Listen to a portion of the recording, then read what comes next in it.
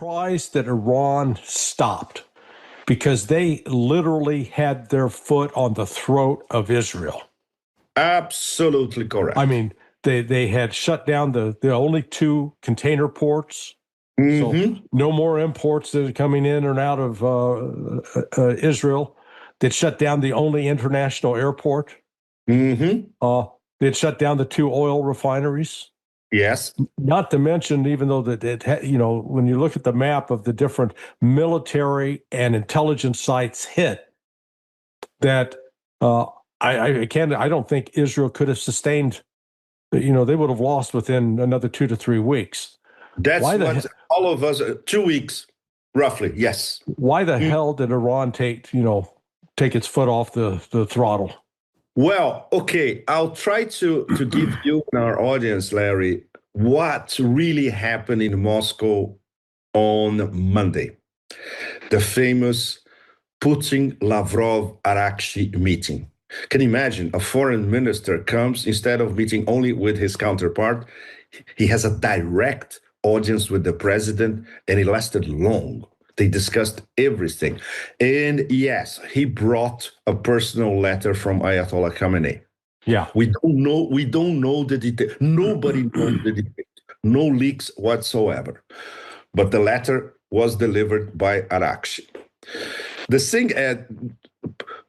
signs that came from the Kremlin were immensely interesting by what they did not reveal.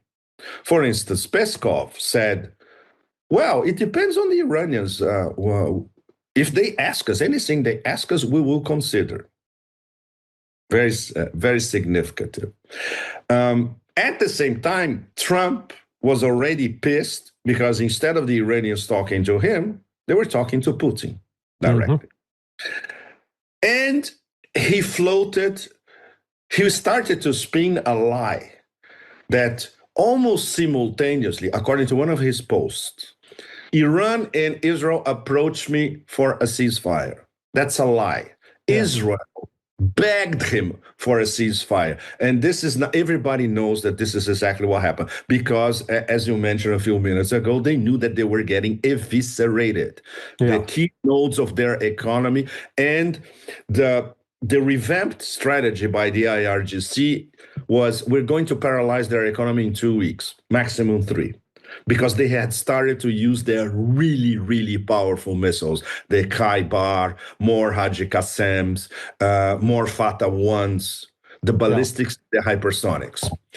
So, virtually at the same time, what we don't know in the chain of events, if there was, I would say, shadow play interaction between Washington and Moscow, with the Russians telling the Americans, look, maybe you have an off-ramp. The Iranians are going all the way. This is what they told us. The Israelis are begging you for a ceasefire. What if we talk to the Iranians? Take the ceasefire for now. So obviously, there's no way, Larry, no one can have this chain of events at 100%.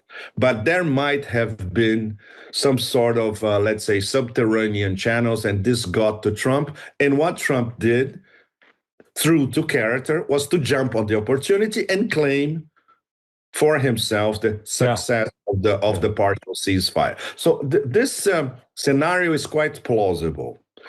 And the fact that Putin said something yesterday that it's still ringing in my mind. He actually said, and it was quoted by TASS literally, the conflict between Israel and Iran is a thing of the past. Wow. But it's not. He knows that it's not. He knows that everybody knows that it's not. Like you said, this is bold, right? What makes him being so, he knows something that obviously we don't. Yeah. Yeah. So that's exactly what happened between Monday and Tuesday early this week that led to the partial ceasefire, and what was exactly the Russian definitive contribution for the ceasefire, considering, as you correctly pointed out, that Iran was on the way to turn Israel into hell.